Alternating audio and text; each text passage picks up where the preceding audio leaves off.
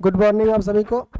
सजग क्लासेस हिंदी में एक बार फिर आप सभी का स्वागत है। हम लोग भक्ति काल देख रहे थे, तो भक्ति काल में संत काव्य धारा के कवियों की चर्चा कर रहे थे और संत काव्य धारा में कबीरदास पिछली क्लास में हुए थे। आज हम लोग कबीरदास के बाद देखते हैं। कबीरदास के बाद आज सबसे पहले हम लोग बात करते हैं सुंदरदास की। किनके शिष्य थे सुंदरदास? दारूदयाल के शिष्य थे। तो आज देख लीजिए भक्ति काल, भक्ति काल। और हम लोग क्या देख रहे हैं? तो संत काव्य धारा चल रही थी। संत काव्य धारा के प्रमुख कवि हम लोग देख रहे हैं। प्रमुख कवि तो कबीरदास तक देख चुके हैं। आज उनके बाद और ये क्लास संख्या कौन सी है? 6 हो जाएगी। तो आज इन कवियों में हम लोग बात करते हैं। कवियों में आज सबसे पहले सुंदरदास को देखते हैं। महत्वपूर्ण कवि हैं। पहले कवि हैं आज के सुंदरदास। कबीरदास पर तो एक क्लास पूरा लग गया था, इन सबों पर उतना नहीं लगेगा। सुंदरदास जन्म कब हुआ था इनका? इनका जन्म 1596 ईस्वी में कहा? दौसा में हुआ था। और दौसा कहाँ पड़ता है? दौसा पड़ता है राजस्थान में। दौसा कहाँ पड़ता है? दौसा पड़ता है राजस्थान में। निधन 1689 ईस्वी। निधन कब हुआ था? 1689 ईस्वी में। इनका समाधि स्थल कहाँ है? इनका समाधि स्थल पूछा जाता है। इनका समाधि स्थल कहाँ है? समाधि स्थल पहले सांगानेर में है। सांगानेर ये कहाँ पड़ता है? जयपुर में। सांगानेर जयपुर इनका समाधि स्थल है। पिताजी का नाम, इनके पिताजी का नाम क्या था? परमानंद। इनके पिताजी का नाम था परमानंद खंडेलवाल। इनके पिताजी का नाम परमानंद खंडेलवाल था। माता, इनके माता का नाम था, किसी किसी पुस्तक में मिलता है सुती और किसी किसी पुस्तक में मिलता है कमला। तो दोनों नाम याद रखिएगा, सुती और कमला। गुरुजी का नाम दारूदयाल। गुरु का नाम क्या था? दादू दयाल। इनके गुरुजी का नाम था दादू दयाल। ठीक है, चलिए देखिए एक बात है कि किसी ज्योतिषी ने बोल दिया था परमानंद खंडेलवाल को कि ये पुत्र आपके लिए जो है अमंगलकारी है, आपके परिवार के लिए अमंगलकारी है। तो सुंदरदास के पिताजी खंडेलवाल, परमानंद खंडेलवाल ने 6 वर्ष की अवस्था में ही सुंदरदास को दारूदयाल को सौंप दिया था कि आप इनको रख लीजिए। और सुंदरदास से सभी प्रकार के रिश्ते नाते तोड़ लिए थे। अर्थात इनको इनके गुरु अर्थात सुंदरदास को दारूदयाल को दान में दे दिया था कि आप ही इनकी शिक्षा दीक्षा कीजिए, हम इस बच्चे को अब अपने पास नहीं रखना चाहते हैं। तो वो अपने पास गुरु को दे दिए थे और ये गुरु के आश्रय में ही रहने लगे थे। इनकी रचनाएं कौन कौन सी हैं? इनकी रचनाएं बहुत ज्यादा हैं, एक दो नहीं है, बहुत ज्यादा हैं। तो इनकी सुंदरदास की रचनाएं लिखिए। सुंदरदास की प्रमुख रचनाएं हैं। पढ़े लिखे कवि थे ये। प्रमुख रचनाएं, प्रमुख रचनाएं नंबर 1, कुछ महत्वपूर्ण रचनाएं भी हैं। पहला है ज्ञान समुद्र। पहला क्या है इनकी रचनाएं? ज्ञान समुद्र। ज्ञान समुद्र, ज्ञान समुद्र में संतों की साधना प्रणाली का वर्णन है। इस रचना में क्या है? संतों की साधना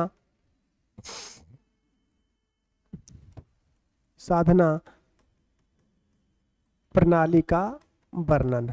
इस पुस्तक में इन्होंने क्या दिया है कि संतों की साधना प्रणाली का वर्णन किया गया है इस पुस्तक में। और इस पुस्तक में क्या है, तो इसमें 5 उल्लास है। क्या है? 5 उल्लास। उल्लास अर्थात सर्ग। इसे 5 उल्लास हैं। इनकी दूसरी रचना जो है महत्वपूर्ण, वो है सुंदर विलास। ये भी महत्वपूर्ण रचना है, सुंदर विलास। दूसरी रचना कौन सी है? सुंदर विलास। इसमें भक्ति, नीति और वैराग्य के संबंध में पद हैं। लिख लीजिए, इसमें भक्ति, नीति व वैराग्य से संबंधित पद हैं। से संबंधित पद हैं। ठीक है। इसमें कितने सर्ग हैं? इसमें 34 अंग अर्थात सर्ग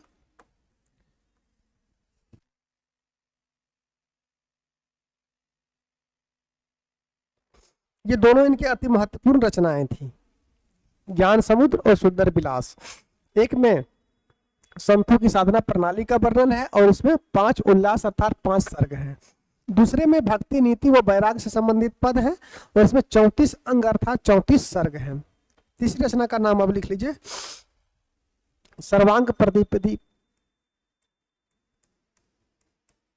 सर्वांग, ये रचना इनकी कौन सी थी? सर्वांग प्रदीपिका। सर्वांग प्रदीपिका तीसरी रचना।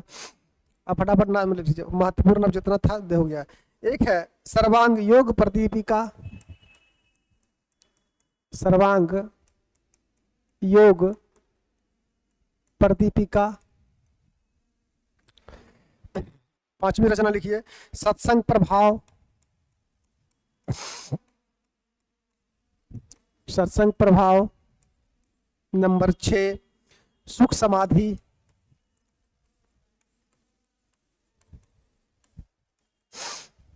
नंबर 7 स्वप्न प्रबोध। दो अति महत्वपूर्ण रचना थी इसलिए उसके बारे में बता दिए। स्वप्न प्रबोध। नंबर 8 पंच प्रभाव। पंच प्रभाव। नेक्स्ट वेद विचार। वेद विचार। नेक्स्ट उक्त अनूप। कितना हो गया? 11 10 हो गया ना। उक्त अनूप। पंचेंद्रिय चरित्र। पंचेंद्रिय चरित्र। नंबर 12 ज्ञान झूलना।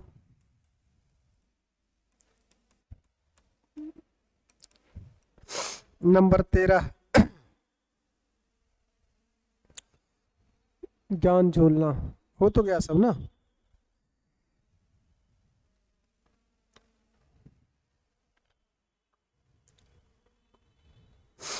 बस इतना तक याद रखे, ज्ञान झूलना 13 तक। तो ये हो गई इनकी रचनाएं, सुंदरदास की प्रमुख रचनाएं। कितनी रचना का नाम लिखा दिए? 13। हालांकि इनकी रचनाओं की संख्या कितनी मानी जाती है? 42।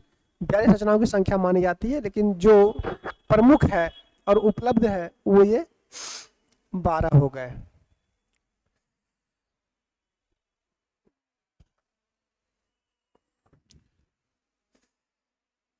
ज्ञान झूलना 12 पर्याप्त है। 13वां लिखिए क्या?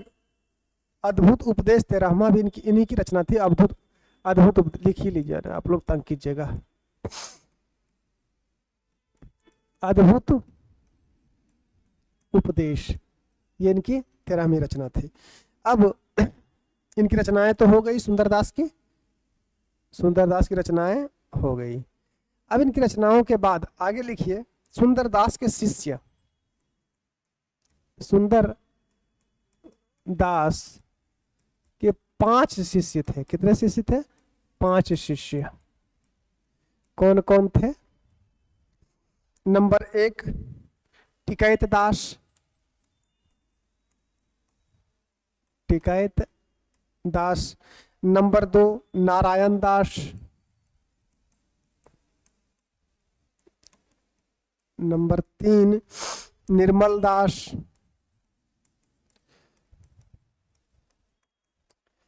टिकैत दास, नारायण दास, निर्मल दास। नंबर 4 श्याम दास, श्याम दास। और एक पांचवा लिख लीजिए दामोदर दास, दामोदर दास। ये इनके 5 शिष्य हुए थे सुंदरदास के। हो गया। अब इनके बारे में कुछ तथ्य लिख लीजिए।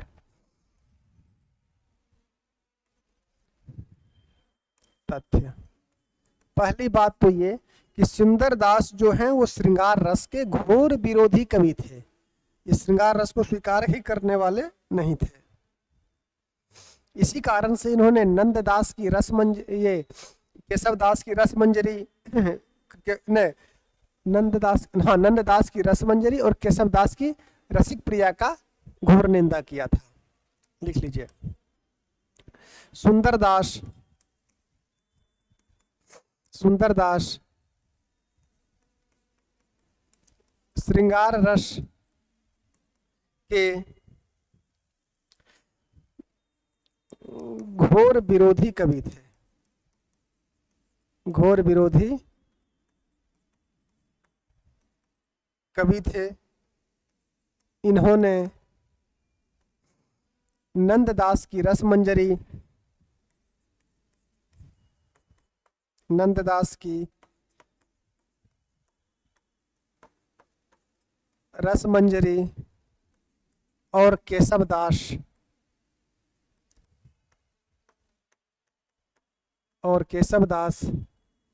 की रसिक प्रिया और केशवदास की रसिक प्रिया की निंदा की, केशवदास की निंदा की। एक बात तो ये हो गया। सुंदरदास संत कवियों में सर्वाधिक शिक्षित थे। प्रभाव देख रहे हैं ना, इतनी रचनाएं कर दी हैं, 42 रचनाएं मानी जाती है इनकी। शिक्षित होने का प्रभाव यह है। सुंदरदास संत कवियों में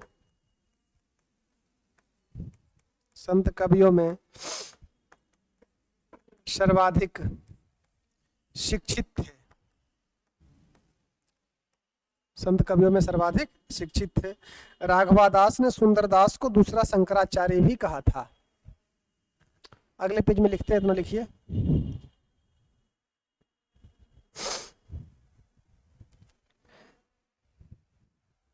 दो हो गया। नंबर 3 राघवादास ने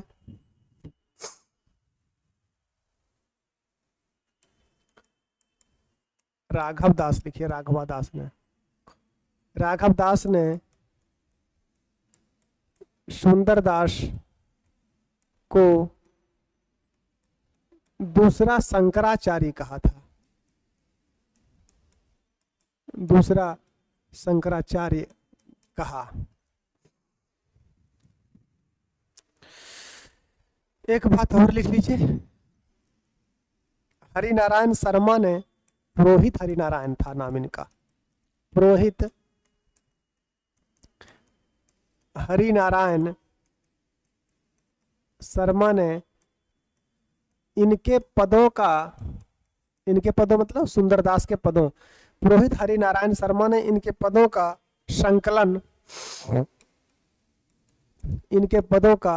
संकलन किस नाम से किया था? इनके पदों का संकलन सुंदर ग्रंथावली के नाम से किया, सुंदर ग्रंथावली के नाम से किया। ये हो गई बात सुंदरदास के बारे में। थोड़ा एक बार रिपीट कर लीजिए, रिपीट करने से याद होता है बॉस, और कुछ नहीं है।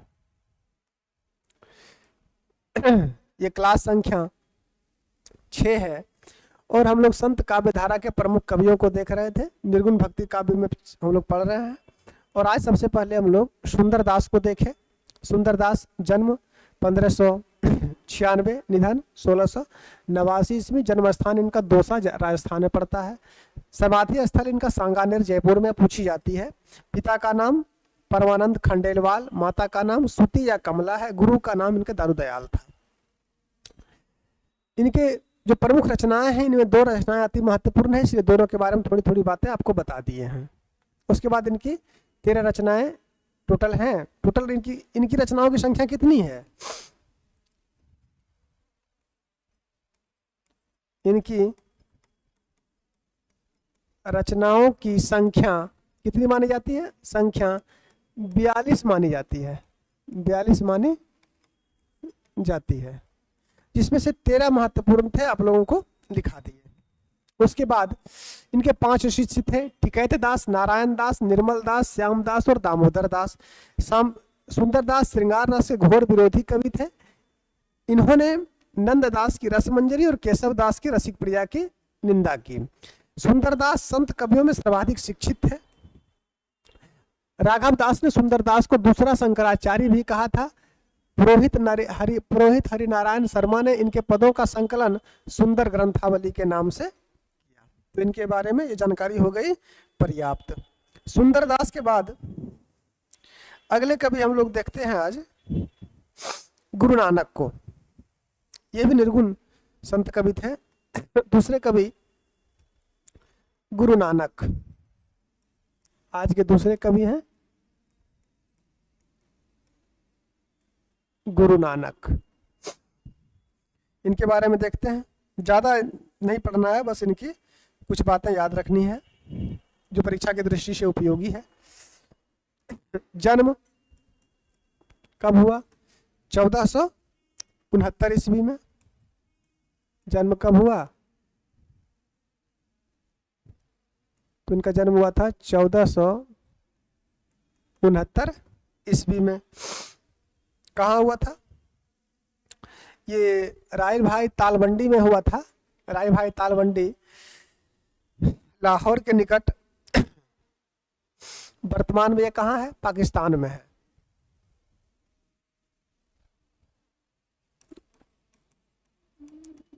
तलवंडी पाकिस्तान, लाहौर के पास पड़ता है। निधन कब हुआ इनका? 1539 ईस्वी में इनका निधन हो गया था। पिताजी का नाम, पिता का नाम था कालूचंद खत्री। पिताजी का नाम कालूचंद खत्री। माता का नाम तृप्ता देवी। माता कौन थे? माता थे तृप्ता देवी। पत्नी का नाम क्या था? सुलोचना देवी। सुलक्षणी था ना, सुलक्षणी देवी नाम था, सुलोचना नहीं, सुलक्षणी देवी। पुत्र इनके 2 हुए थे। पुत्र कौन कौन थे? पहले पुत्र का नाम था इनको श्रीचंद। कौन हुए थे? श्रीचंद। श्रीचंद वही है जिन्होंने उदासी संप्रदाय की स्थापना की थी। लिख सकते हैं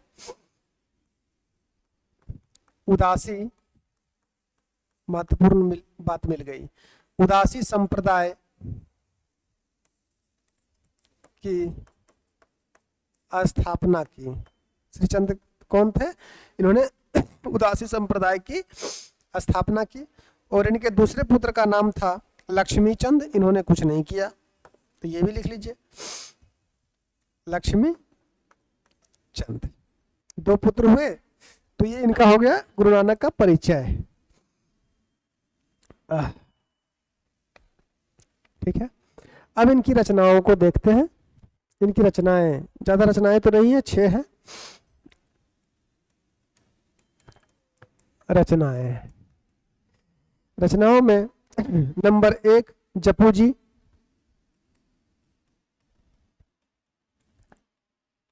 जपू जी। नंबर 2 रहिराश। नंबर 3 अषादी बार। नंबर 4 रोहिला।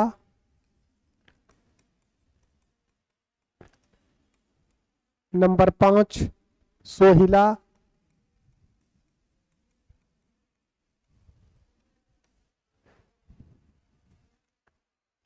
नंबर 6 नसीहतनामा। नसीहतनामा। ये इनकी टोटल कितनी रचनाएं हो गई? 6। अब रचनाओं के बारे में कुछ देख लेते हैं कि इनकी कौन सी रचना में किस बातों की चर्चा की गई है, अर्थात वर्ण विषय इनका क्या रहा है, इसको थोड़ा सा देख लेते हैं।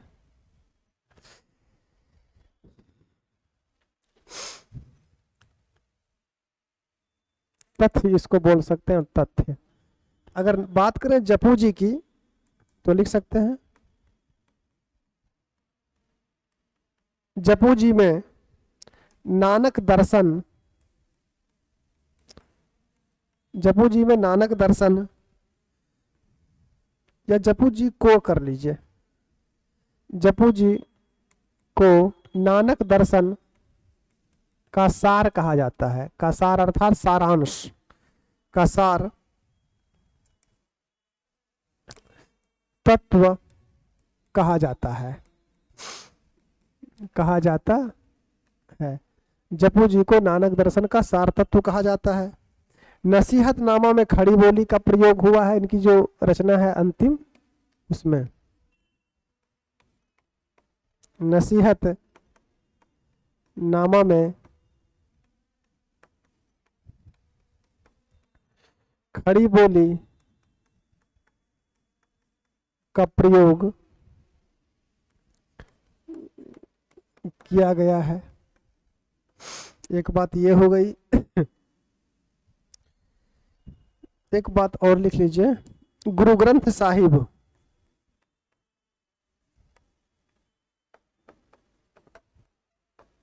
गुरु ग्रंथ साहिब में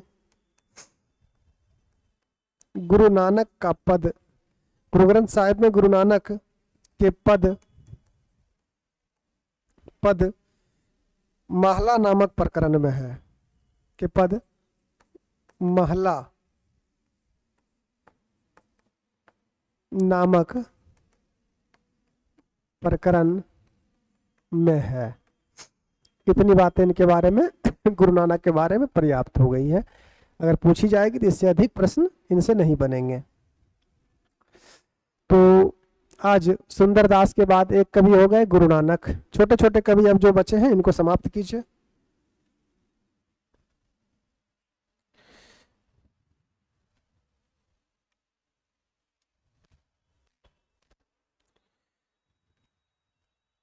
चलिए, गुरु नानक हो गए। गुरु नानक के बाद हम लोग नंबर तीसरे कवि पर चलिए। देखिए धर्मदास, कबीर के शिष्य जो थे, तीसरे कवि धर्मदास। इनके बारे में थोड़ी सी बात याद रखें। पहली बात तो ये कि ये कबीर के शिष्य थे, ये कबीरदास के शिष्य हैं। कबीरदास के क्या थे? ये शिष्य थे।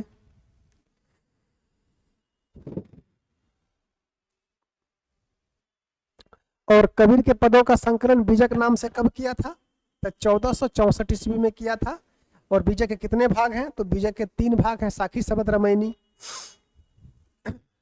इन्होंने अपना सब धन जो है गरीबों में बांट दिया था, ये बात लिख लीजिए। इन्होंने अपना सब धन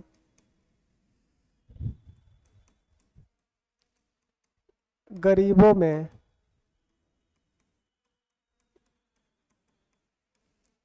बांट दिया था। अब इनकी रचनाएं देख लीजिए, ज्यादा है नहीं। पहली रचना इनकी जो थी अमर सुख निधान, अमर सुख निधान इनकी पहली रचना है। और इनकी दूसरी रचना कौन सी थी? धनी धर्मदास की बानी। धनी धर्मदास की बानी। धनी धर्मदास की बानी। धर्मदास के बारे में पर्याप्त है इतना।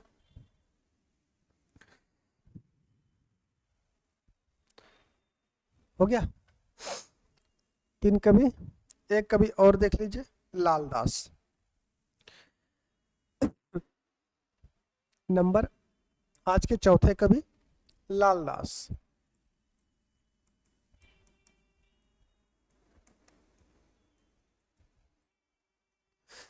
लालदास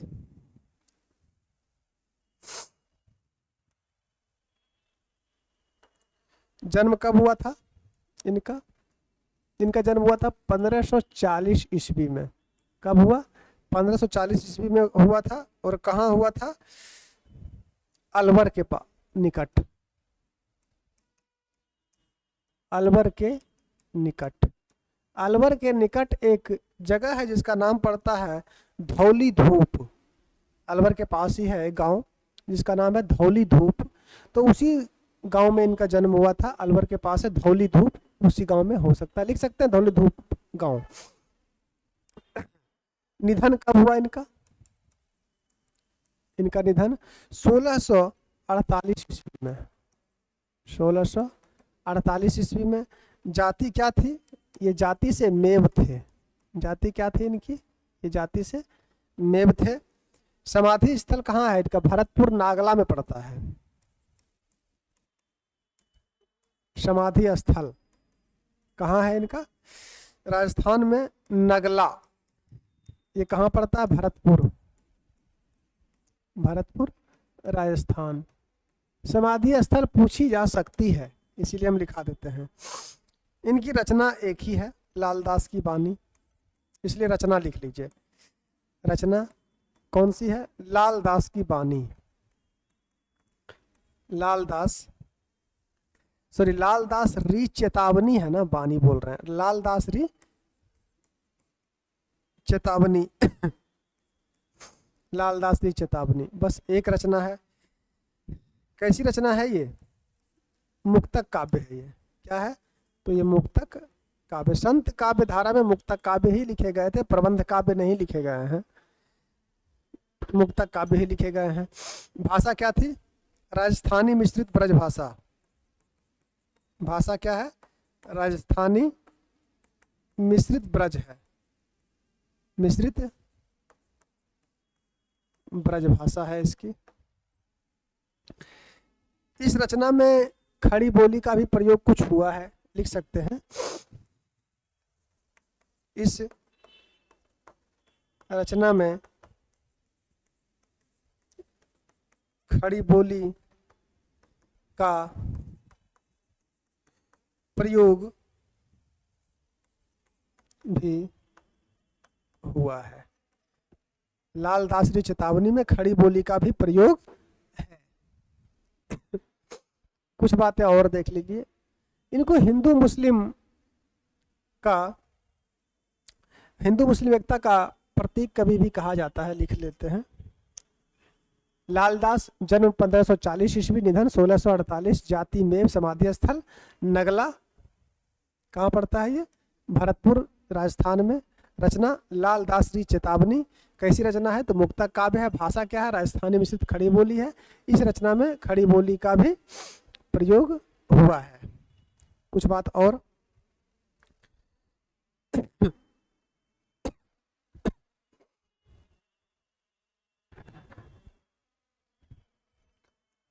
ये हिंदू मुस्लिम एकता के प्रतीक संत माने जाते हैं। हिंदू मुस्लिम एकता के प्रतीक संत भी माने जाते हैं। एक बात इनके बारे में बताते हैं। इनको अपने अयोग्य शिष्यों के कारण बहुत कष्ट भी उठाना पड़ा था, ये लिख लीजिए, पूछी जा सकती है। लालदास को अपने अयोग्य शिष्यों के कारण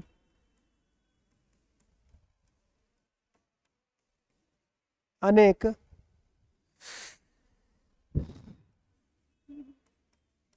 कष्ट भी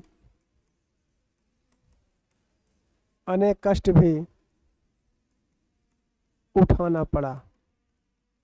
लालदास को अपने अयोग्य शिष्यों के कारण अनेक कष्ट भी उठाना पड़ा था। तो ये आज के कवि हो गए कौन? चौथे कवि। कुछ महत्वपूर्ण कवि और बचे हैं, जैसे रज्जाब हैं, स्वामी हरिदास निरंजनी हैं, मलुकदास हैं, ठीक है। उसके बाद भीखा साहब हैं, संत सिंघा हैं। कुछ महत्वपूर्ण कवि और बचे हुए हैं थोड़े, जिनको हम लोग अगले क्लास में देखेंगे। आज के इस क्लास में इतना ही। अगले क्लास में हम लोग मिलते हैं। इनको पढ़िए।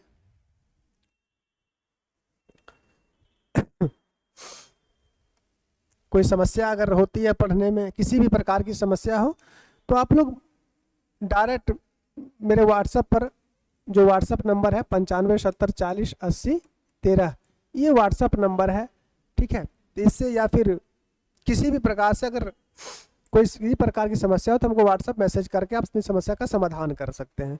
अगर किसी बच्चे को एडमिशन भी लेनी है, TGT, PGT, net, GRF, class अगर देखिए अच्छी लगती है तो पढ़िए, अच्छी नहीं लगती है तो कोई जोर ज़बरदस्ती पढ़ने की नहीं है। अच्छी क्लास लगे तो पढ़िए और अच्छे से पढ़िए, ताकि जीवन में कभी फिर पीछे मुड़ के देखने की आवश्यकता नहीं, सफल बन जाइए। तो अगर क्लास अच्छी लगती हो तो इससे विस्तार से भी पढ़ा जा सकता है, इसमें कोई बड़ी बात नहीं है। मैं एक कवि को कम से कम 2-2 दिन तक पढ़ा सकता हूँ, लेकिन आपका सिलेबस भी देखना है, आप लोग को याद भी करनी है। तो सिर्फ पढ़ा देने से तो नहीं होता है ना, आपका सिलेबस का भी ध्यान रखना है। तो अगर किसी भी प्रकार की कोई समस्या हो बच्चे को, तो वो मुझसे, कहीं के भी बच्चे हों, बिहार, झारखंड, किसी भी राज्य के हों, संपूर्ण देश मेरा है और हम संपूर्ण देश के हैं, ठीक है। तो वो संपर्क कर सकते हैं। तो आज की इस क्लास में इतना ही। धन्यवाद।